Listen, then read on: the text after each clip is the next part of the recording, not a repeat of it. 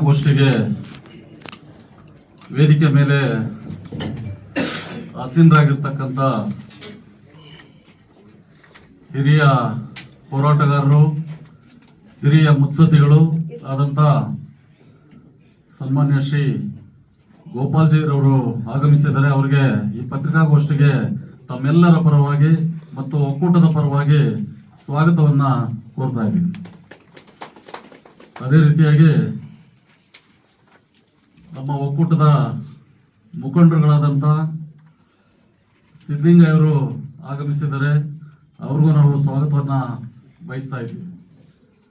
ಜೊತೆಗೆ ಒಕ್ಕೂಟದ ಮುಖಂಡರುಗಳಾದಂಥ ಆತ್ಮೀಯ ಸ್ನೇಹಿತರು ಆದಂಥ ಹೆಣ್ಣೂರು ಶ್ರೀನಿವಾಸರವರು ಆಗಮಿಸಿದ್ದಾರೆ. ಅವ್ರಿಗೂ ಸಹ ನಾವು ಸ್ವಾಗತವನ್ನ ಬಯಸ್ತಾ ಇದ್ದೀವಿ. ಜೊತೆಗೆ ನಮ್ಮ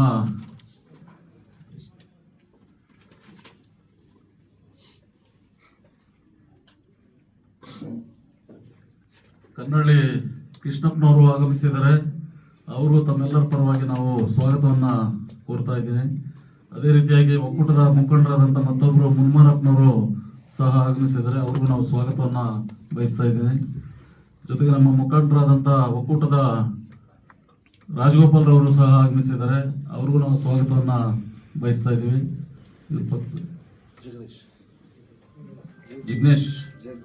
ಜಗದೀಶ್ ಒಕ್ಕೂಟದ ಮತ್ತೊಬ್ಬರು ಮುಖಂಡರಾದಂಥ ಜಗದೀಶ್ ಅವರು ಆಗಮಿಸಿದ್ದಾರೆ. ಅವ್ರಿಗೂ ಸಹ ನಾವು ಸ್ವಾಗತವನ್ನ ಬಯಸ್ತಾ ಇದ್ದೀವಿ. ಮತ್ತೆ ವೆಂಕಟರಮಣಪ್ಪನವರು ಸಹ ಆಗಮಿಸಿದ್ದಾರೆ. ಅವ್ರಿಗೂ ಸಹ ನಾವು ಸ್ವಾಗತವನ್ನ ಬಯಸ್ತೀವಿ. ಕಾಡುಗೋಡು ಸೊಣ್ಣಪ್ಪನವರು ಆಗಮಿಸಿದ್ದಾರೆ. ಅವ್ರಿಗೂ ಸ್ವಾಗತವನ್ನ ಬಯಸ್ತಾ ಇದ್ದೀವಿ. ಮತ್ತೆ ಮಂಜೂರು ಆಗಮಿಸಿದ್ದಾರೆ. ಅವ್ರಿಗೂ ನಾವು ಸ್ವಾಗತನ ಬಯಸ್ತಾ ಇದ್ದೀವಿ. ಅದೇ ರೀತಿ ನಮ್ಮ ಒಕ್ಕೂಟದ ಮುಖಂಡರಾದಂಥ ಶಂಕರ್ ರಾಮಲಿಂಗಯ್ಯನವರು ಸಹ ಆಗಮಿಸಿದ್ದಾರೆ. ಅವ್ರಿಗೂ ನಾವು ಸ್ವಾಗತವನ್ನು ಬಯಸ್ತಾ ಇದ್ವಿ. ಮತ್ತೆ ಮಹಿಳಾ ಒಕ್ಕೂಟದ ಮುಖಂಡರಾದಂಥ ನಮ್ಮ ಕಮಲನ್ನವರು ಆಗಮಿಸಿದ್ದಾರೆ. ಅವ್ರಿಗೂ ನಾವು ಸ್ವಾಗತವನ್ನ ಬಯಸ್ತಾ ಇದ್ವಿ. ಜೊತೆಗೆ ಇವತ್ತಿನ ಪತ್ರಿಕಾಗೋಷ್ಠಿಗೆ ಪತ್ರಿಕಾ ಮಾಧ್ಯಮದವರು ಮತ್ತು ಎಲೆಕ್ಟ್ರಾನಿಕ್ ಮತ್ತು ಪ್ರಿಂಟ್ ಮೀಡಿಯಾದವರು ಆಗಮಿಸಿದ್ದಾರೆ. ಅವ್ರಿಗೂ ಸಹ ನಾವು ಈ ಗೋಷ್ಠಿಗೆ ಸ್ವಾಗತವನ್ನ ಬಯಸ್ತಾ, ಜೊತೆಗೆ ಸಂಘಟನೆ ಎಲ್ಲ ಮುಂಚೂಣಿಯಲ್ಲಿರ್ತಕ್ಕಂಥ ಎಲ್ಲ ನಾಯಕರುಗಳು, ಮುಖಂಡರುಗಳು ಎಲ್ಲರೂ ಆಗಮಿಸಿದ್ದೀರಿ. ತಮ್ಮೆಲ್ಲರಿಗೂ ನಾವು ಸ್ವಾಗತವನ್ನ ಕೋರ್ತಾ ಇದ್ದೀನಿ. ಅದೇ ರೀತಿಯಾಗಿ ಮಹಿಳೆಯರು ಸಹ ಭಾಗವಹಿಸಿದ್ದೀರಿ. ಅವ್ರಿಗೂ ನಾವು ಸ್ವಾಗತವನ್ನ ಕೋರ್ತಾ ಈ ಕಾರ್ಯಕ್ರಮವನ್ನ ಶುರು ಮಾಡ್ತಾ ಇದ್ದೀವಿ. ಹೋರಾಟಗಾರರು ಹಾಗೂ ಹಿರಿಯ ಮುತ್ಸದ್ದಿಗಳಾದಂಥ ಸನ್ಮಾನ್ಯ ಶ್ರೀ ಗೋಪಾಲ್ಜಿರವರು ಈ ಗೋಷ್ಠಿಯನ್ನು ಉದ್ದೇಶಿಸಿ ಮಾತನಾಡಬೇಕಂತೇಳಿ ಅವರಲ್ಲಿ ನಾನು ಮನವಿಯನ್ನ ಮಾಡಿಕೊಳ್ತಾ ಇದ್ದೀನಿ. ಪತ್ರಕರ್ತ ಸ್ನೇಹಿತರೆ,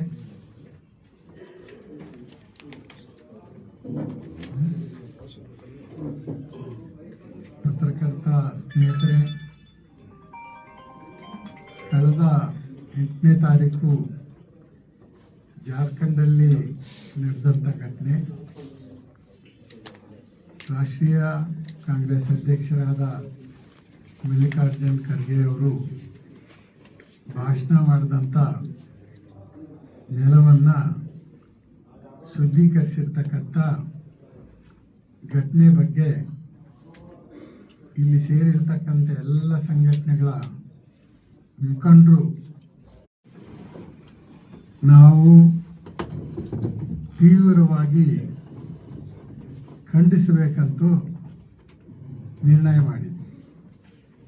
ವಿಶೇಷವಾಗಿ ಈ ಅಸ್ಪೃಶ್ಯತೆ 1800ನೇ ಇಸ್ವಿಯಿಂದ 1818ರವರೆಗೂ ಪೇಶ್ವೆ ಬಾಜಿರಾಯನ ಕಾಲದಲ್ಲಿ ಬಹಳ ವಿಚಿತ್ರವಾದ ರೀತಿಯಲ್ಲಿ ನಡೀತಾ ಇತ್ತು. ಭಾರತ ದೇಶದ ಎಲ್ಲ ಮೂಲೆಗಳಲ್ಲೂ ಕೂಡ ಅಸ್ಪೃಶ್ಯತೆ ಇತ್ತು. 1818ರಲ್ಲಿ ಪೇಶ್ವೆ ಬಾಜಿರಾಯನ ಪತನದ ನಂತರ ಸ್ವಲ್ಪ ಮಟ್ಟಿಗೆ ಬದಲಾವಣೆಗಳಾಯಿತು.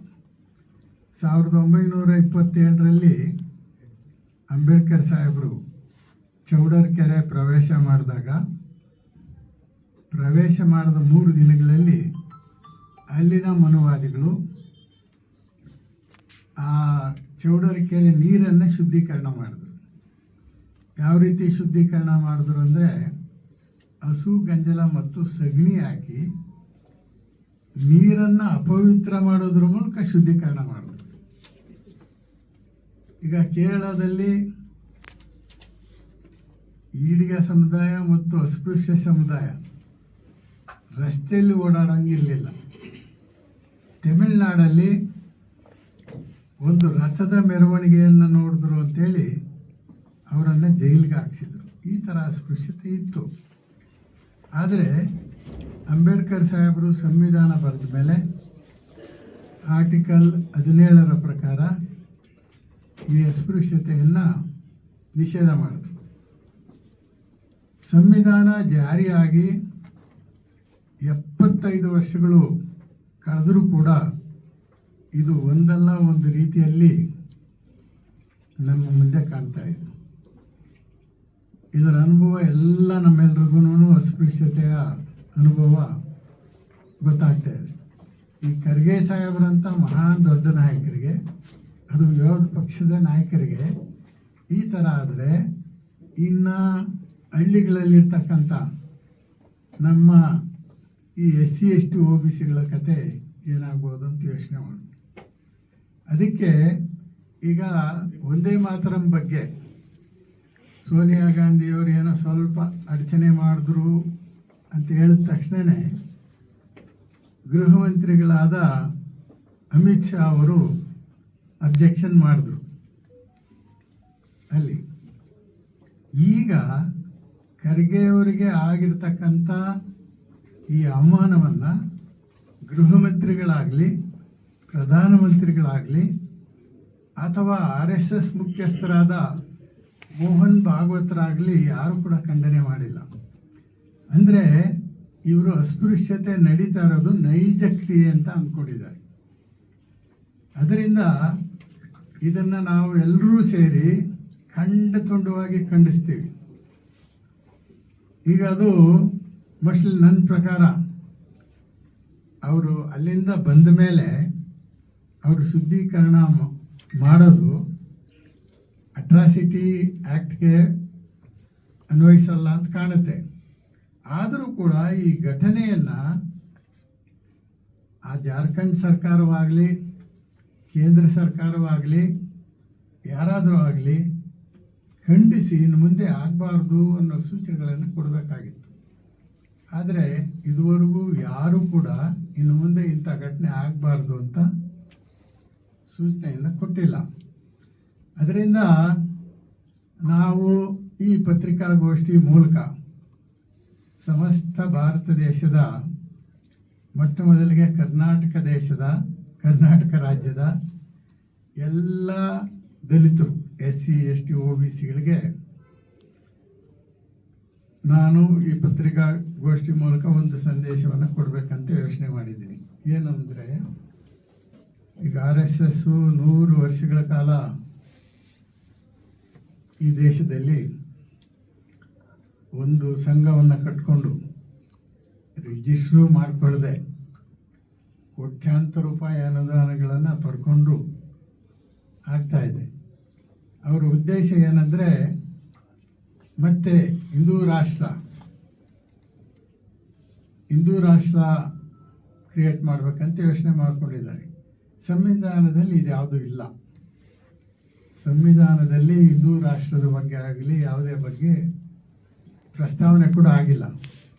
ಅದರಿಂದ ಈಗ ನಮ್ಮಗಳದೆಲ್ಲ ಸ್ವಲ್ಪ ತಪ್ಪಾಗಿದೆ. ನಾವು ಇದಕ್ಕೆ ಆಲ್ಟರ್ನೇಟಿವ್ ಕೊಡಬೇಕಾಗಿತ್ತು, ಅದು ಕೊಟ್ಟಿಲ್ಲ. ಈಗ ಇನ್ನು ಮೇಲೆ ನಾವೆಲ್ಲರೂ ಸೇರಿ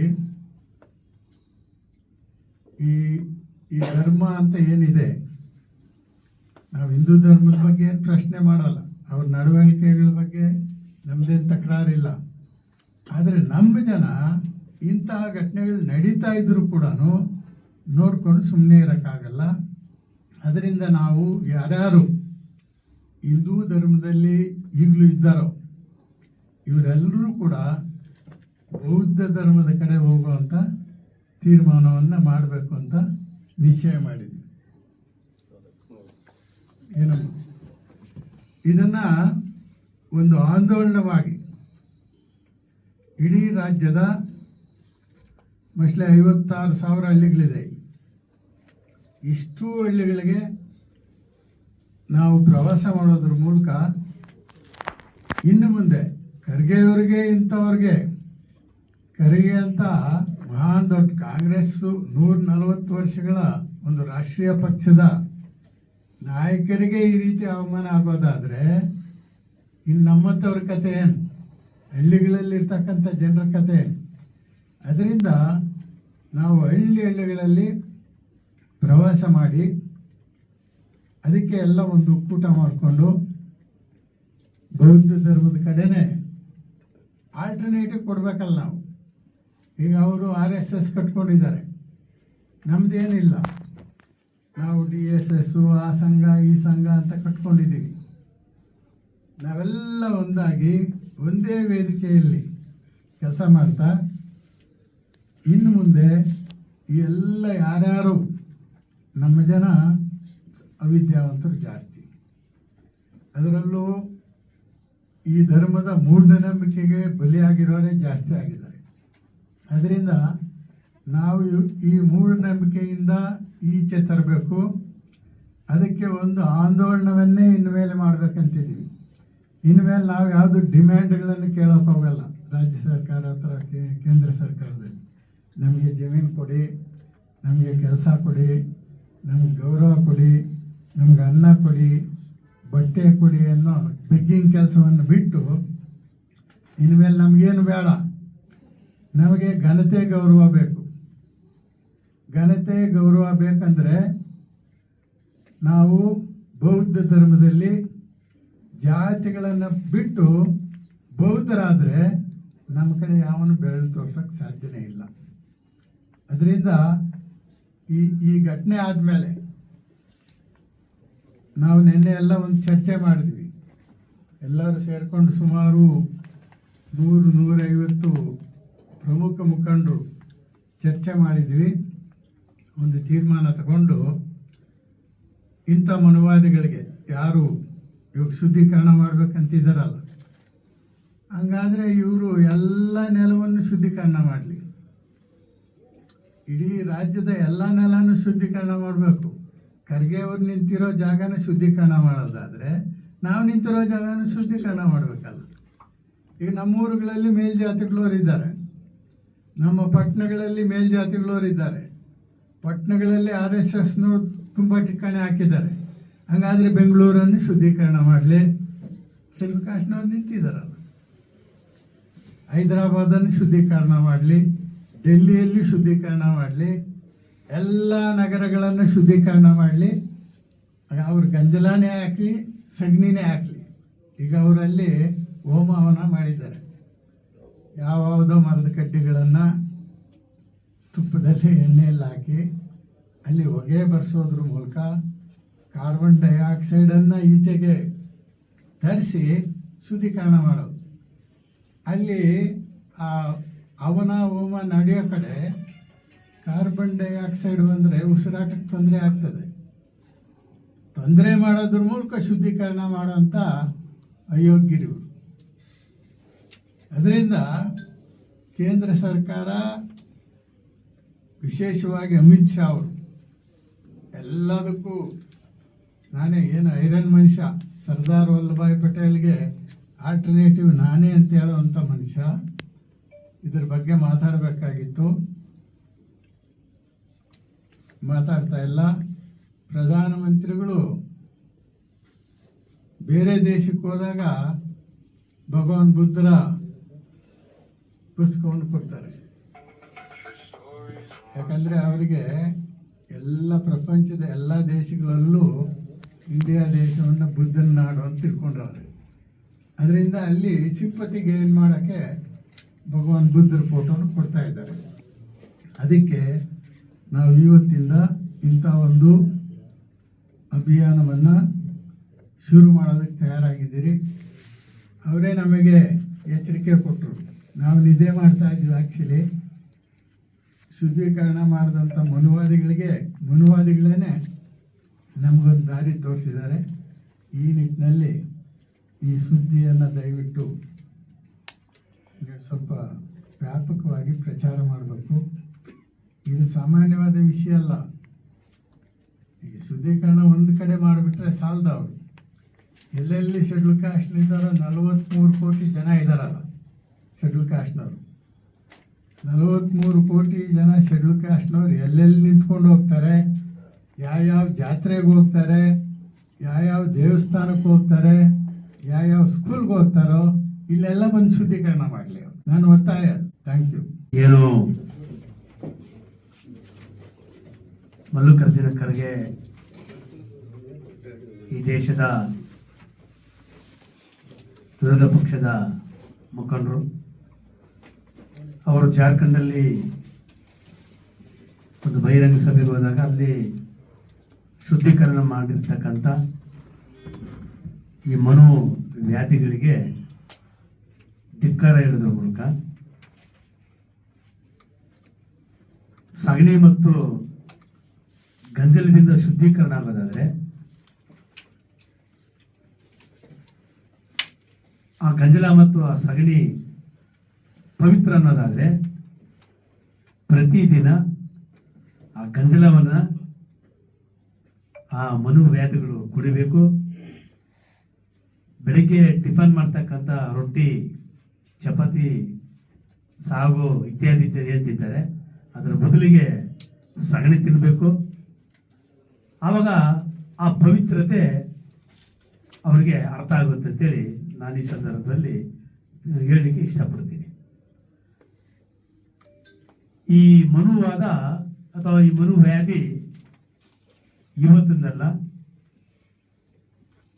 ಉಪ ಪ್ರಧಾನಿಗಳಾದಂಥ ಜಗಜೀವನ್ ರಾವ್ ಅವರು ಪುರಿ ಜಗನ್ನಾಥ್ಗೆ ಪ್ರವೇಶ ಮಾಡಿದಾಗ ಇದೇ ಮನುವಾದಿಗಳು ಶುದ್ಧೀಕರಣ ಮಾಡಿದ್ರು. ನಮ್ಮ ರಾಷ್ಟ್ರಪತಿ ಮುರ್ಮಾ ಏನು ಪುರಿ ಜಗನ್ನಾಥ್ಗೆ ಹೋಗ್ಬೇಕಂತ ಹೇಳಿದಾಗ ಆ ಪುರಿ ಜಗನ್ನಾಥನ ನೋಡ್ಲಿಕ್ಕೆ ಒಂದು ದೊಡ್ಡ ಒಂದು ಕಟ್ಟಿಗೆನ ಇಕ್ಕಿ ದರ್ಶನ ಮಾಡಿಸ್ತಾರೆ. ಅದೇ ಅಮಿತ್ ಶಾ ಪುರಿ ಜಗನ್ನಾಥ ದೇವಸ್ಥಾನದ ಒಳಗಡೆ ಗರ್ಭಗುಡಿ ಹೊರಗಡೆ ಹೋಗಿ ಪೂಜೆ ಮಾಡಿರ್ತಕ್ಕಂಥದ್ದನ್ನ ನೋಡಿದಾಗ ಇವತ್ತು ಕೂಡ ಈ ವರ್ಣ ವ್ಯವಸ್ಥೆ ಮತ್ತು ಈ ಜಾತಿ ವ್ಯವಸ್ಥೆ ಮತ್ತಷ್ಟು ಗಟ್ಟಿಗೊಳಿಸ್ಲಿಕ್ಕೆ ಇಡೀ ಕೇಂದ್ರ ಸರ್ಕಾರ ಮತ್ತು ಸಂಘ ಪರಿವಾರದ RSS ಮತ್ತು ಅದರ ಎಲ್ಲ ಅಂಗಸಂಸ್ಥೆಗಳು ಮಾಡ್ತಾ ಇದ್ದೇವೆ. ಇದರ ಬಗ್ಗೆ ಈ ದೇಶದಲ್ಲಿರ್ತಕ್ಕಂಥ, ಈ ರಾಜ್ಯದಲ್ಲಿರ್ತಕ್ಕಂಥ ದಲಿತರು, ಹಿಂದುಳಿದವರು ಮತ್ತೆ ಪ್ರಗತಿಪರರು ಚಿಂತನೆ ಮಾಡಬೇಕು. ಇವತ್ತೊಂದು ಸವಾಲಾಗ್ತಾ ಇದ್ದೀವಿ ನಾವು. ಬೆಂಗಳೂರಲ್ಲಿ ಚಾಮರಾಜಪೇಟೆಯಲ್ಲಿ ರಾಷ್ಟ್ರೋತ್ಥಾನ ಅಂತ ಒಂದು ಬಿಲ್ಡಿಂಗ್ ಇದೆ. ಆ ರಾಷ್ಟ್ರೋತ್ಥಾನ ಬಿಲ್ಡಿಂಗ್ ನಲ್ಲಿ ಎಡಗೈನವ್ರನ್ನ ಪ್ರತ್ಯೇಕವಾಗಿ ಸಭೆ ಮಾಡ್ತಾರೆ, ಬಲಗೈನವ್ರನ್ನ ಕರೆದು ಪ್ರತ್ಯೇಕವಾಗಿ ಸಭೆ ಮಾಡ್ತಾರೆ, ಕುಲಂಬಗಳು ಅಂತ ಇರ್ತಕ್ಕಂಥವ್ರನ್ನ ಪ್ರತ್ಯೇಕವಾಗಿ ಸಭೆ ಮಾಡ್ತಾರೆ, ಅಲೆಮಾರಿಗಳನ್ನ ಕರೆದು ಪ್ರತ್ಯೇಕವಾಗಿ ಸಭೆ ಮಾಡ್ತಾರೆ. ನಿಮಗೆ ಆ ಒಂದು ಪವಿತ್ರ ಅನ್ನೋದಾದ್ರೆ ಆ ರಾಷ್ಟ್ರೋತ್ಥಾನದಲ್ಲಿ ನೀವು ಗಂಜಲ, ಸಗಣಿ ಹಾಕಿ ನೀವು ಶುದ್ಧಿ ಮಾಡಬೇಕು. ನೀವು ಶುದ್ಧಿ ಮಾಡಕ್ ಆಗಲ್ಲ ನಿಮ್ಮ ಕೈಯಲ್ಲಿ. ಯಾಕಾಗಲ್ಲ ಅಂತ ಹೇಳಿದ್ರೆ ಗಂಜಲ ಮತ್ತು ಸಗಣಿ ಅದು ಬ್ಯಾಕ್ಟೀರಿಯಾ ಇದೆ. ಅದು ಏನಾದ್ರೂ ವ್ಯತ್ಯಾಸ ರೋಗ ರುಜಿನಗಳು ಬರ್ತಾ ಇದೆ. ನಿಮ್ಮ ಕೇಶಕೃಪದಲ್ಲಿ ನೀವು ಇವತ್ತೇನು ಮಾರ್ಬಲ್ಸ್ ಟೈಲ್ಸ್ ಹಾಕಿದಾರಲ್ಲ ಅದನ್ನ ಕಿತ್ತಾಕ್ಬಿಡ್ರಿ. ಸಗಣಿ ಮತ್ತು ಗಂಜಲನ ಸಾರು ನಾವು ಎಲ್ಲ ಮಕ್ಕಳಿದ್ದಾಗ ನಮ್ಮ ಮನೆಗಳೆಲ್ಲ ಸಗಣಿ ಮತ್ತು ನೆಲ ಸಾರ್ತಾ ಇದ್ವಿ.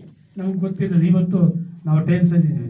ನಿಮ್ಮ ಕೇಶಕೃಪದಲ್ಲಿ ಪ್ರಥಮ ಬಾರಿಗೆ ನೀವು ಟೈಲ್ಸ್ ಕಿತ್ತಾಕ್ಬಿಟ್ಟು ಆ ಗೋಡೆಗಳು ಕಿತ್ತಾಕ್ಬಿಟ್ಟು ಆ ಗೋಡೆಗಳಿಗೆ ನೆಲ ಹಾಸಿಗೆ ಇವತ್ತು ಸಂಘ ಪರಿವಾರದವರು ಇವತ್ತು ಡೆಲ್ಲಿನಲ್ಲಿ ಸುಮಾರು ಒಂದು 3,000 ಕೋಟಿ ಖರ್ಚು ಮಾಡಿ ಒಂದು ಭವನ ಕಟ್ಟಿದಾರಲ್ಲ, ಅಲ್ಲಿ ನೀವು ಈ ಗಂಜಲ ಮತ್ತು ಈ ಸಗಣಿನ ನೀವು ಸಾರೋದ್ರ ಮೂಲಕ ನಿಮಗೆ ಪವಿತ್ರ ಉಳಿಸ್ಕೊಳ್ಳಿ. ನಾವು ಬೇಡನ್ನಲ್ಲ, ನೀವು ಮಾತ್ರ ಅಲ್ಲಿ ಶುದ್ಧವಾಗಿರಬೇಕು. ಅಂದ್ರೆ ನಾವು ಓಡಾಡ್ತಕ್ಕಂಥ ಜಾಗ ಅದು ಶುದ್ಧ. ಆದ್ರೆ ಅಶುದ್ಧವಾಗಿರ್ತಕ್ಕಂಥ ಗಂಜಲ ಮತ್ತು ಸಗಣಿನ ಸಾರಿಸೋದ್ರ ಮೂಲಕ ನಾವು ಅದಕ್ಕಿಂತ ಕಟ್ಟಕಡೆಯ ಸಮಾಜ ಅಂತ ಹೇಳಲಿಕ್ಕೆ ಪ್ರಯತ್ನವನ್ನ ಈ ಸಂಘ ಪರಿವಾರದವರು, ಈ ಮನುವಾದಿಗಳು ಮಾಡ್ತಾ ಇದ್ದಾರೆ.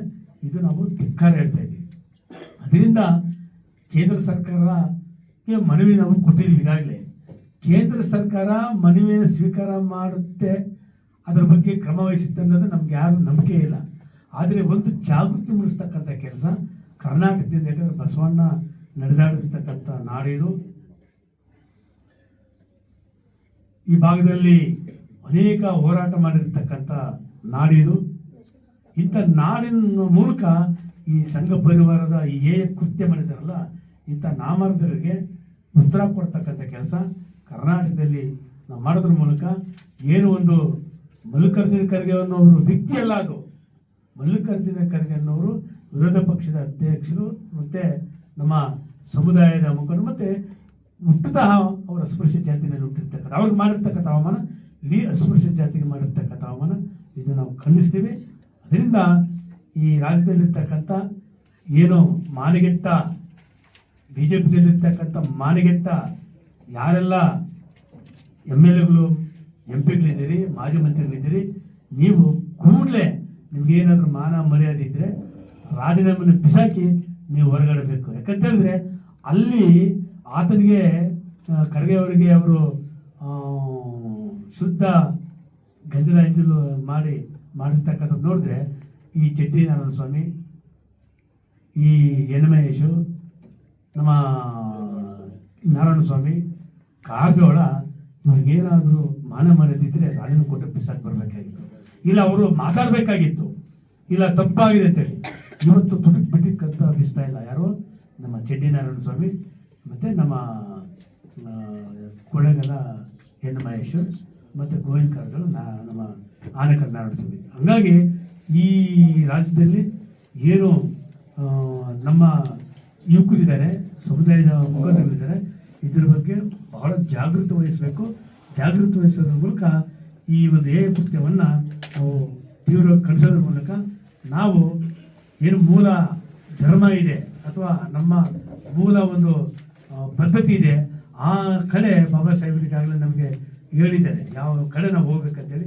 ಆ ನಿಟ್ಟಿನಲ್ಲಿ ನಮ್ಮ ಮೂಲ ಧರ್ಮದ ಕಡೆ ನಾವು ಹೋಗೋದ್ರ ಮೂಲಕ ಅಸ್ಪೃಶ್ಯರನ್ನಾಗಿ ಮಾಡಿರ್ತಕ್ಕಂಥ ಈ ಸನಾತನ ಧರ್ಮ, ಈ ಹಿಂದೂ ಧರ್ಮ, ಈ ಮನು ಧರ್ಮವನ್ನು ತಿರಸ್ಕಾರ ಮಾಡೋದ್ರ ಮೂಲಕ ನಾವು ಏನು ಬಾಬಾ ಸಾಹೇಬರು ಮತ್ತು ಭಗವಾನ್ ಬುದ್ಧ ಮತ್ತು ಮಾನವರ ಕಾಂಶಮ್ಮ ಅವರು ಮತ್ತು ಕೃಷ್ಣಪ್ಪನವರು ಏನು ಹೇಳಿದ್ರು, ಆ ನಿಟ್ಟಿನಲ್ಲಿ ನಾವೆಲ್ಲ ಸಾಗೋಣ ಅಂತ ಈ ಒಂದು ಪತ್ರಿಕಾಗೋಷ್ಠಿಯಲ್ಲಿ ನಾನು ಇಡೀ ರಾಜ್ಯದ ಸಮಸ್ತ ನಮ್ಮ ಪರಿಶಿಷ್ಟ ಜಾತಿ, ಪರಿಶಿಷ್ಟ ವರ್ಗ ಮತ್ತು ಹಿಂದುಳಿದ ಮತ್ತು ನಮ್ಮ ಪ್ರಗತಿಪರರಿಗೆ ನಾನು ಕರೆ ಕೊಡೋದ್ರ ಮೂಲಕ ಈ ಪತ್ರಿಕಾಗೋಷ್ಠಿಯನ್ನು ಮಾತನ್ನು ಇಲ್ಲಿಗೆ ಮುಗಿಸ್ತೇನೆ.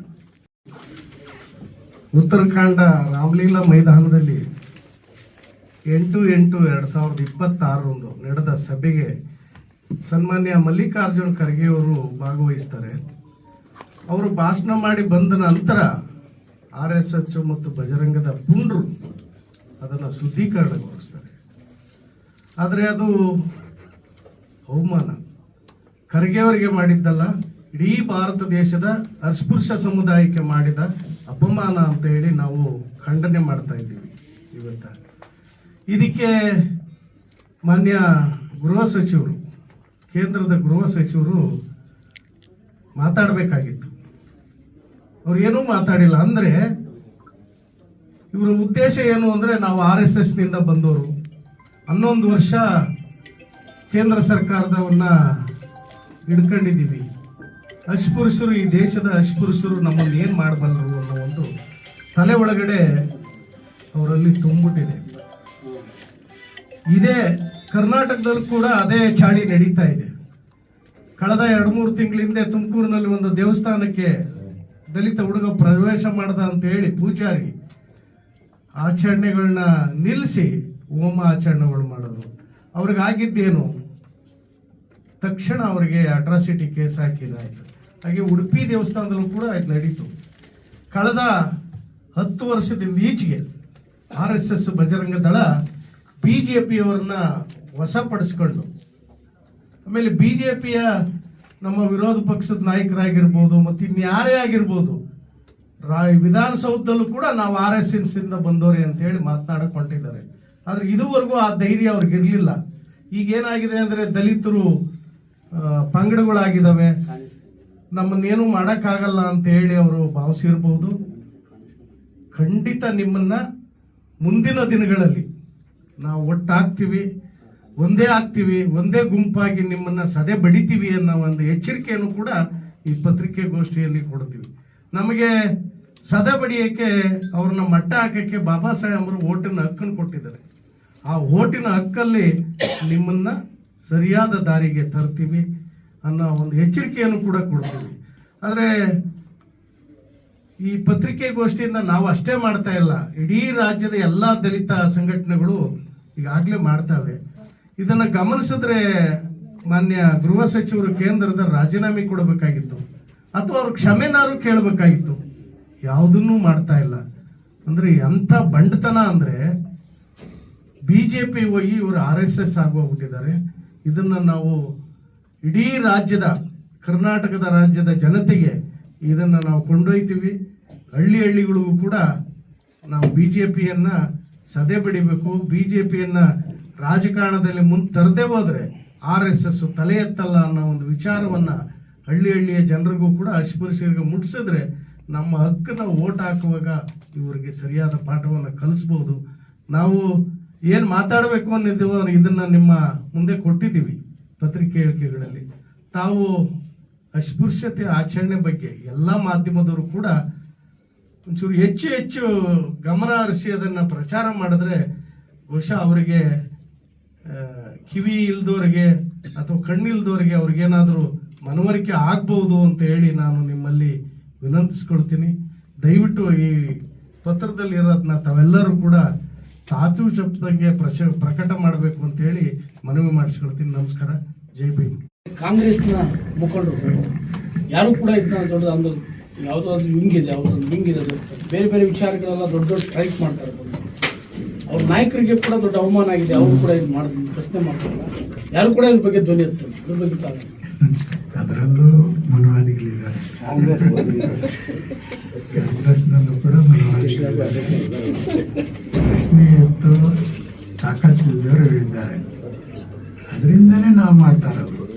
ಈಗ ಅವರೆಲ್ಲ ಮಾಡಿದ್ದಿದ್ರೆ ಕಾಂಗ್ರೆಸ್ಸು ಇದನ್ನು ಒಂದು ಆಂದೋಲನದ ರೂಪದಲ್ಲಿ ತಗೊಂಡೋಗಿದ್ದಿದ್ರೆ ನಾವು ಬಂದಿದ್ದು ಪತ್ರಿಕಾಗೋಷ್ಠಿ ಮಾಡುವಂಥ ಅವಶ್ಯಕತೆ ಇರಲಿಲ್ಲ. ಅವ್ರು ಮಾಡದಿರೋದ ಕಾರಣ ಅಂದರೆ ಅವ್ರಿಗೆ ತಾಕತ್ತಿಲ್ಲ. ಅದರಲ್ಲೂ ಅನುವಾದಿಗಳಿದ್ದಾರೆ. ಅದರಿಂದ ಮಾಡ್ತಾರೆ. ಇದು ಅಧಿವೇಶನದ ಸಮಯ ಈಗ ನಾವು ಅವ್ರನ್ನೇನು ಡಿಪೆಂಡ್ ಆಗಿಲ್ಲ. ಕಾಂಗ್ರೆಸ್ನ ಭಾಗ ಅಲ್ಲ ನಾವು.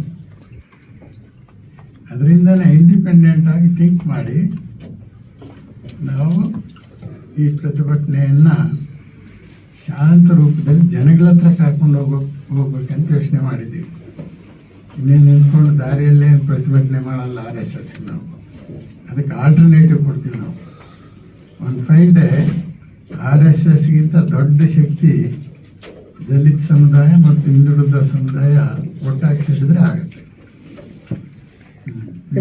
ಪ್ರಶ್ನೆ ವಿರೂಪಾಕ್ಷ ಅವರ ಪ್ರಶ್ನೆ ಮುಂದುವರಿಸ್ತಾ, ಅಧಿವೇಶನದ ಸಮಯ ಈಗೇನಾದರೂ ಕಾಂಗ್ರೆಸ್ ಶಾಸಕರು ಅಥವಾ ಒಟ್ಟು ರಾಜ್ಯ ಸರ್ಕಾರದ ಮೇಲೆ ಒತ್ತಡ ತಂದು ಈ ದುರ್ಘಟನೆನ ಖಂಡಿಸುವಂತ ಒಂದು ನಿರ್ಣಯನ ತಗೊಳ್ಳಿ ಅಂತ ನೀವು ಒತ್ತಾಯ ಮಾಡೋದು ಸಾಧ್ಯ ತಗೊಳ್ತಾ ಇದ್ದಾರೆ. ಈಗ ಓಕೆ, ಈಗ ತಾನೇ ಬಂದಂತ ಸುದ್ದಿ ಸೆಷನಲ್ಲಿ ಅಪ್ಪರ್ ಹೌಸ್ ಅಲ್ಲಿ ಖಂಡನಾ ನಿರ್ಣಯ ಮಂಡಿಸಿದಾರಂತೆ.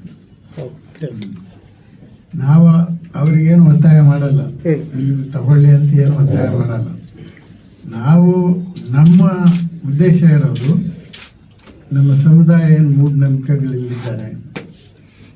ಕಾಯಿಲೆ ಬಂದರೆ ಪೂಜಾರಿ ಹತ್ರ ಹೋಗ್ತಾರೆ, ಶಾಸ್ತ್ರದವನ ಹತ್ರ ಹೋಗ್ತಾರೆ, ನಮ್ಮ ದುಡ್ಡನ್ನು ಕಳ್ಕೊಂಡು ಆರೋಗ್ಯನ ಕಳ್ಕೊಳ್ತಾ ಇದ್ದಾರೆ. ಇದನ್ನೆಲ್ಲ ತಿಳಿಸಿದ್ರೆ ಮೂಢನಂಬಿಕೆಯನ್ನು ಬಿಡಿ. ನಿಮ್ಗೆ ಯಾರು ದೇವರು ದಿಂಡ್ರಿಗೆ ಯಾರು ಬೆಂಬಲ ಕೊಟ್ಟಿಲ್ಲ. ಅಸ್ಪೃಶ್ಯತೆ ನಿವಾರಣೆಗಾಗಿ ಯಾವುದಾದ್ರೂ ದೇವರು ಧ್ವನಿ ಎತ್ತಿದ್ದಾರ? ಯಾವ ದೇವರು ಧ್ವನಿ ಎತ್ತಿಲ್ಲ. ಧ್ವನಿ ಎತ್ತಿದವರು ಮೊಟ್ಟ ಮೊದಲಿಗೆ ಮಹಾತ್ಮ ಜ್ಯೋತಿಬಾ ಫುಲೆ ಅವರು, ಸಾಹು ಮಹಾರಾಜ್ ಅವರು, ಪೆರಿಯಾರ್ ರಾಮಸ್ವಾಮಿ ನಾಯಕರ್ ಅವರು, ವೆಸ್ಟ್ ಬೆಂಗಾಲಲ್ಲಿ ಹರಿಚಂದ್ ಠಾಗೂರ್ ಅವರು, ಹರಿಚಂದ್ ಟ್ಯಾಗೋರ್ ಅವರು, ಗುರು ರವಿದಾಸ್ ಅವರು, ಕೇರಳದಲ್ಲಿ ಅಯ್ಯನ್ ಕಾಳಿ, ನಾರಾಯಣ್ ಗುರುಗಳು. ಅದರಿಂದ ಈಗ ನಮ್ಮ ಮ್ಯಾಂಗ್ಳೂರಿನಲ್ಲಿ ಕುಡುಮಲ್ ರಂಗರಾವ್ ಅವರು ಕೂಡ ಅಸ್ಪೃಶ್ಯ ಬ್ರಾಹ್ಮಣರಾಗಿದ್ದುಕೊಂಡು ಅಸ್ಪೃಶ್ಯರ ಪರವಾಗಿ ಧ್ವನಿ ಎತ್ತಿ ಬಹಿಷ್ಕಾರಕ್ಕೆ ಒಳಪಟ್ಟಿದ್ರು. ಅವ್ರು ಹೇಳಿದರು, ಆ ಬ್ರಾಹ್ಮಣ ಸಮುದಾಯದವರೆಲ್ಲ ಕರೆದು ಯಾಕೆ ನೀವು ಅಸ್ಪೃಶ್ಯರ ಜೊತೆಲಿ ಹೋಗ್ತಾ ಇದ್ದೀರಿ ಅಂತ. ಅದಕ್ಕೆ ಅವ್ರು ಹೇಳಿದಂಥ ಉತ್ತರ ಏನು ಗೊತ್ತಾ, ನೀವು ಮಾಡಿರೋ ಪಾಪಕ್ಕೆ ನಾನು ಮಾಡ್ತಾರೋ ಕೆಲಸ ಇದೆಯಲ್ಲ, ಯಾರಾದರೂ ಅಸ್ಪೃಶ್ಯ ಹುಡುಗ ಓದ್ಬಿಟ್ಟು ಸೂಟು ಬೂಟ ಹಾಕ್ಕೊಂಡು ಹೋಗಿ ಬಂದರೆ ನನ್ನ ಹೆಣನ ರೋಡ್ ಪಕ್ಕದಲ್ಲಿ ಮಣ್ಣು ಮಾಡಿ ಆ ಧೂಳು ಬಂದು ನನ್ನ ಸಮಾಧಿ ಮೇಲೆ ಬಿದ್ದರೆ ನಾವೆಲ್ಲ ಪಾವನ ಆಗ್ತೀವಿ ಅಂತ ಹೇಳಿದ್ರು. ಅಂಥ ಮಹಾನ್ ಪುರುಷರ ಸಿದ್ಧಾಂತಗಳನ್ನು ಎತ್ಕೊಂಡು ನಾವಿವಾಗ ಇನ್ನು ಮೇಲೆ ಸಮುದಾಯದ ಕಡೆ ಹೋಗ್ತಾ ಇದ್ದೀವಿ. ನಾವೆಲ್ಲ ಒಟ್ಟಾಗಿ ಇದೊಂದು ಸಭೆ ಮಾಡಿ ತೀರ್ಮಾನ ಮಾಡಿದ್ದೀವಿ. ಎಲ್ಲರೂ ಜನರನ್ನ ತಿಳುವಳಿಕೆ ಮಾಡದೆ ಯಾವುದೇ ಹೋರಾಟ ಸಕ್ಸಸ್ ಆಗಲ್ಲ. ಇದೊಂದು ಅಂಬೇಡ್ಕರ್ ಸಾಹೇಬರ ಇನ್ಕಂಪ್ಲೀಟೆಡ್ ಮಿಷನ್, ಅಪೂರ್ಣವಾದ ಕೆಲಸ ಬಾಕಿ ಇದೆ ಅಂಬೇಡ್ಕರ್ ಸಾಹೇಬರದು. ಅದನ್ನು ಪೂರ್ಣಗೊಳಿಸುವಂಥ ಕೆಲಸದಲ್ಲಿ ನಾವು ತೊಡಸ್ಕೊತೀವಿ. ಇನ್ನೇನೋ ಪ್ರಶ್ನೆ ನೀವೇನೋ ಕೇಳಿದ್ರಲ್ಲ, ಅದರ ಸ್ವರೂಪ ಹೇಗಿರುತ್ತೆ ಅಂತ ಸರ್, ಆಂದೋಲನದ ಸ್ವರೂಪ ಹೇಗಿರುತ್ತೆ ಕುತೂಹಲಕ್ಕಾಗಿ ಏನಾದ್ರು ಚರ್ಚೆ ಆಗಿದೆಯಾ? ಅಲ್ಲಲ್ಲ, ಈಗ ಜನರನ್ನ ತಿಳುವಳಿಕೆ ಕೊಡೋದ್ರ ಮೂಲಕ, ಅಂಬೇಡ್ಕರ್ ಸಿದ್ಧಾಂತಗಳನ್ನು ತಿಳಿಸೋದ್ರ ಮೂಲಕ, ಕೂಲೆ ಸಾಹು ಅಂಬೇಡ್ಕರ್ ಸಿದ್ಧಾಂತನ ತಿಳಿಸೋದಂದ್ರೆ ಬುದ್ಧನ ಕಡೆಗೆ ನಮ್ಮ ನಡೆಗೆ ಇದೇ ಆಗ್ಬೇಕು ಫೈನಲ್ ಆಗಿ. ಈಗ ನಾವು ಈ ಜಾತಿಗಳನ್ನು ಬಿಟ್ಟರೆ ಅವ್ರು ನಮ್ಮ ಜಾತಿ ಹೆಸರು ಹೇಳಿದ್ರೆ ಅವ್ರ ಮೇಲೆ ನಾವು ಕೇಸ್ ಹಾಕ್ತೀವಿ. ನೀವು ಇಂಥ ಜಾತಿಯವನು ಅಂತ ಯಾರಾದ್ರೂ ಮೇಲ್ ಜಾತಿಯವ್ರು ಹೇಳಿದ್ರೆ ನಮ್ಮ ಜಾತಿನೇ ಎಲ್ಲ ನೀನು ಹೆಂಗೆ ಹೇಳಿದೆ ಅಂತ ಕೇಸ್ ಹಾಕುವಂಥ ಪರಿಸ್ಥಿತಿಗೆ ಬರ್ತದೆ. ಈಗಲ್ಲ, ತಕ್ಷಣಕ್ಕೆ ಬಂದುಬಿಡಲ್ಲ. ಇನ್ನು 10 ವರ್ಷದ ಮೇಲೆ ಬಹುದೊಡ್ಡ ಪರಿಣಾಮ ಬೀರುವಂಥ ಕೆಲಸ ಆಗಿದೆ. ಇದು ಜಾಗೃತಿ ಯಾವಾಗಿಂದ ಸ್ಟಾರ್ಟ್ ಆಗುತ್ತೆ ಸರ್? ಈಗಿಂದನೇ ಸ್ಟಾರ್ಟು. ಅಲ್ಲ, ಇದು ಈ ಹಿಂದೆ ಸರ್ ನಾವು ಅಸ್ಪೃಶ್ಯತೆ ನಿವಾರಣೆ ವಿರುದ್ಧ ಹೋರಾಟದಲ್ಲಿ ನಿರೀಕ್ಷಿತ ಪ್ರಮಾಣದಲ್ಲಿ ಎಲ್ಲೂ ಹೋರಾಟಗಳಾಗಿಲ್ಲ ಸರ್. ಕೆಲವು ಸಂದರ್ಭಗಳು ಹೊರತುಪಡಿಸ್ತಂತೆ. ನೀವು ಹೇಳ್ತಾ ಇರೋದು 100%. ಈಗ ನಮ್ಮ ಜನ ಸಂಘಟನೆಗಳು ಮಾಡಿಕೊಂಡು ಜನರ ಹತ್ರ ಹೋಗಿಲ್ಲ. ಸಂಘಟನೆಗಳು ಮಾಡಿಕೊಂಡು ಡಿಮ್ಯಾಂಡ್ಗಳು ಇಟ್ಕೊಂಡು ನಮ್ಮ ಜನರಿಗೆ ಅದು ಕೊಡಿ ಇದು ಕೊಡಿ. ನಮ್ಮ ಜನರಿಗೆ ಅದೆಲ್ಲ ಏನು ಬೇಕಾಗಿಲ್ಲ. ನಮ್ಮ ಜನರಿಗೆ ಬೇಕಾಗಿರೋದು ಘನತೆ, ಗೌರವ, ಮಾನ, ಮರ್ಯಾದೆ. ಅದೇ ಇನ್ಮೇಲೆ ಇವಾಗ ಹೊಸದಾಗಿ ಶುರು ಮಾಡಿದ್ದೀವಿ. ನಾವು ಒಟ್ಟು ಮಾಡ್ತೀವಿ, ಪ್ರಾರಂಭ ಮಾಡ್ತೀವಿ. ಬುದ್ಧನ ಕಡೆಗೆ ನಮ್ಮ ನಡೆ ಅಂತ ಈ ಹೋರಾಟ ಶುರು ಮಾಡಿದ್ದಾರೆ ಜಾಗೃತಿ. ಇದಕ್ಕೆ ತಾವು ತಮ್ಮ ಈಗ ಯಾವ ನಾಯಕರ ಪರವಾಗಿ ತಾವು ಹೋರಾಟವನ್ನು ಮಾಡ್ತಾ ಇದ್ದಾರೆ, ಇಲ್ಲ ಅವ್ರಿಗೆ ಏನು ಅನ್ಯಾಯ ಆಗಿದೆ, ಅವ್ರನ್ನ ಅವಮಾನ ಮಾಡಿದ ಅನ್ನೋದಕ್ಕೆ ಆ ನಾಯಕರ ಸಹಮತ ಇರ್ತಾವ್ರೆ, ಅವರು ಕೂಡ ನಿಮ್ಮ ಹೋರಾಟ ಜೊತೆ ಬೆಂಬಲಿಸ್ತಾರ? ಯಾರ ನಾಯಕ? ಮಲ್ಲಿಕಾರ್ಜುನ್ ಖರ್ಗೆ ಆಗಿರ್ಬೋದು, ಬೇರೆ ಬೇರೆ ನಾವು ಮಲ್ಲಿಕಾರ್ಜುನ್ ಪರವಾಗಿ ಮಾಡ್ತಾ ಇಲ್ಲ. ಪರವಾಗಿಲ್ಲ ಅಲ್ಲ, ಅವ್ರಿಗೆ ಅನ್ಯಾಯ ಆಗಿದೆ, ಸಮಾಜದಲ್ಲಿ ಅನ್ಯಾಯ ಆಗಿದೆ, ಬಟ್ ಅವರೆಲ್ಲ ನಿಮ್ಮ ಜೊತೆಗೆ ನಿಲ್ತಾರ. ನಿಮ್ಮ ಹೋರಾಟಕ್ಕೆ, ನಿಮ್ಮ ಜಾಗೃತಿ ಸಮುದಾಯಕ್ಕೆ ಇಂಡಿವಿಜುವಲ್ ಆಗಿ ಅನ್ಯಾಯ ಆಗಿದೆ ಅಂತ ಅವ್ರ ಪರವಾಗಿ ಹೋರಾಟ ಮಾಡ್ತಾ ಇಲ್ಲ. ನಾವು ಈಗ ಅವರೇ ಹೋರಾಟ ಮಾಡ್ತಾ ಇಲ್ಲ. ನಾವು ಅವ್ರಿಗಾಗಿರೋ ಅವಮಾನ ಇಡೀ ಸಮುದಾಯಕ್ಕಾಗಿರೋ ಅವಮಾನ, ಖರ್ಗೆಗೊಬ್ಬರಿಗೆ ಅಲ್ಲ. ಕುಲಕ್ಕೆ ಸ್ವಲ್ಪ ಅಂದರೆ ತಲೆಗೆ ಅಷ್ಟೆಷ್ಟು ಅಂತ ಹೇಳ್ತಾರೆ. ಹಂಗಾಗಿ ನಾವು ಮಲ್ಲಿಕಾರ್ಜುನ್ ಖರ್ಗೆನ ಇಂಡಿವಿಜುವಲ್ ಆಗಿ ನಮ್ಮ ನಾಯಕರಲ್ಲ. ನಾವು ಇದು ಯಾರಿಗೆ ಆಗಲಿ ನಾವು ಖಂಡಿಸ್ತೀವಿ. ನಮ್ಮ ಸಮುದಾಯದಲ್ಲಿ ಯಾರಿಗೆ ಎಲ್ಲೇ ಆದ್ರೂ ಖಂಡಿಸ್ತೀವಿ. ಅವ್ನು BJPಯಲ್ಲಿ ಇದ್ದವನಿಗೂ ಒಂದು ವೇಳೆ ಶುದ್ಧೀಕರಣ ಮಾಡಿದ್ರೆ, ಈಗ ಎನ್ ಮಹೇಶ್, ಚುಬ್ಬಿ ನಾರಾಯಣ ಸ್ವಾಮಿಗೆ ಅಕಸ್ಮಾತ್ ಎಲ್ಲಾನು ಶುದ್ಧೀಕರಣ ಆದರೂ ಕೂಡ ನಾವು ಖಂಡಿತವಾಗ್ಲೂ ಖಂಡಿಸ್ತೀವಿ. ಆಗ್ಲೂ ಕೂಡ ಜನರಿಗೇನೆ ತಿಳಿಸೋದು ನಾವು, ನೋಡಿ ಹಿಂಗೆಲ್ಲ ಆಗ್ತಾ ಇದೆ, ನೀವು ಮಾಡೋಂಥ ದೊಡ್ಡ ಕೆಲಸಗಳಿಗೆ ಅವ್ರು ನಮ್ಮನ್ನ ಈ ರೀತಿ ನಡ್ಸ್ಕೊಳ್ತಾ ಇದ್ದಾರೆ. ನಮ್ಮ ನಡವಳಿಕೆಯನ್ನ ಬದಲಾವಣೆ ಮಾಡ್ಕೋಬೇಕು ನಾವು ಇವಾಗ. ನಾವು ಇಷ್ಟು ದಿನ ತಪ್ಪು ಮಾಡಿದ್ವಿ, ಅಂಬೇಡ್ಕರ್ ಸಾಹೇಬ್ರು ಹೇಳಿದ ಮಾತನ್ನ ಕೇಳಿರ್ಲಿಲ್ಲ. ಇನ್ಮೇಲೆ ಆಸ್ ಇಟ್ ಈಸ್ ಅಂಬೇಡ್ಕರ್ ದಾರಿಯಲ್ಲಿ ಹೋಗೋಕೆ ತೀರ್ಮಾನ ಮಾಡಿದ್ವಿ ಅಲ್ವಾ? ಇನ್ನೇನಾದ್ರು ಪ್ರಶ್ನೆ ಇದೆಯಾ ಶಿವರಾಮ್? ಏನು ನನಗೆ ತೀರಾ ತಡ ಆಯ್ತಾ ಅಂತ, ಯಾಕೆಂದ್ರೆ ಸಂಘಟನೆಗಳು ಈ ಥರದ ಇಶ್ಯೂಗಳನ್ನು ತಗೊಳ್ಳುವಾಗ ಇದು ಲೇಟ್ ಮಾಡ್ತಿರಲ್ಲ, ತಕ್ಷಣನೇ ಕಾರ್ಯರೂಪಕ್ಕೆ ಇಳಿತಾ ಇದ್ವು. ಖಂಡನೆ ಮಾಡೋದು, ಪ್ರೆಸ್ ಮೀಟ್ ಮಾಡೋದು, ಈ ಥರದ್ದೇನೋ ಒಂದು ಆಗಬೇಕಿತ್ತು. ಈಗ ತೀರಾ ತಡ ಆಯ್ತು. 11 ದಿವಸ ಆದಮೇಲೆ ಅದು ತಮ್ಮಂಥ ಹಿರಿಯರ ನಾಯಕತ್ವದಲ್ಲಿ ತೀರಾ ತಡ ಆಯ್ತಾ ಅಂತ. ಎಲ್ಲ ನಮ್ಮ ಜೀನ್ಸ್ ಅಲ್ಲೇನೆ ಗುಲಾಮಗಿರಿ ಇದೆ. ನಿದ್ದೆ ಮಾಡುವಂಥ ಜನ ನಾವು, ಎಚ್ಚೆತ್ತುಕೊಂಡಂಥ ಜನ ಅಲ್ಲ. ಅದರಿಂದ DNA ಪ್ರಾಬ್ಲಮ್. ನಾನು ಹೇಳಿದೆ ನಮ್ದು ತಪ್ಪಿದೆ. ನಾವು ಅಂಬೇಡ್ಕರ್ ದಾರಿಯಲ್ಲಿ ಪರ್ಫೆಕ್ಟ್ ಆಗಿ ಹೋಗೋದನ್ನು ಬಿಟ್ಟಿದ್ರಿಂದನೇ ಇವೆಲ್ಲ ನಡೀತಾ ಇದೆ. ಒಗ್ಗಟ್ಟನ್ನೇ ಹೊಡಿತಾರೆ ಸರ್. ಆಲ್ರೆಡಿ ಹೊಡೆದು ಬಿಟ್ಟಿದ್ದಾರೆ. ಅಧಿಕಾರದ ಆಸೆ ತೋರಿಸ್ತಾರೆ. ಈಗ ನಮ್ಮನ್ನ ಜಾತಿಗಳಾಗಿ ವಿಭಜಿಸಿದ್ದಾರೆ, ಮಾಡ್ಕೊಂಡಿರ್ಲಿ ಅಂತಾನೆ ಡಿವೈಡ್ ಮಾಡ್ತಾ ಇದ್ದಾರೆ. ಇದನ್ನು ನಮ್ಮ ಜನ ಅರ್ಥ ಮಾಡ್ಕೊಂಡಿಲ್ಲ. ನಾವು ಒಗ್ಗಟ್ಟಾದ್ರೆ ಏನು ತಾಕತ್ತಿದೆ, ಒಬ್ಬಟ್ಟು ಥರ ಟೇಸ್ಟ್ ಇರ್ತದೆ. ಒಂದೊಂದೇ ಈಗ ಬೆಲ್ಲನ ಸಪ್ರೇಟಾಗಿ ತಿಂದರೆ, ಬೇಳೆನ ಸಪ್ರೇಟಾಗಿ ತಿಂದರೆ, ತುಪ್ಪನ ಸಪ್ರೇಟಾಗಿ ತಿಂದರೆ ಟೇಸ್ಟ್ ಇರುತ್ತಾ? ಈ ಬೆಲ್ಲ, ಹಸಿಟ್ಟು, ಬೇಳೆ, ತುಪ್ಪ ಎಲ್ಲ ಸೇರಿಸಿ ಸ್ವಲ್ಪ ಹದ ಮಾಡಿಬಿಟ್ಟು ಬಿಟ್ಟು ಮಾಡಿದ್ರೆ ಹೆಂಗಿರುತ್ತೆ? ಟೇಸ್ಟೇ ಸ್ವರ್ಗ ಇದ್ದಂಗಿರುತ್ತೆ. ಇದು ಅರ್ಥ ಮಾಡ್ಕೊಂಡಿಲ್ಲ. ಪತ್ರಿಕಾಗೋಷ್ಠಿ ಮುಕ್ತಾಯ ಮಾಡೋಣ.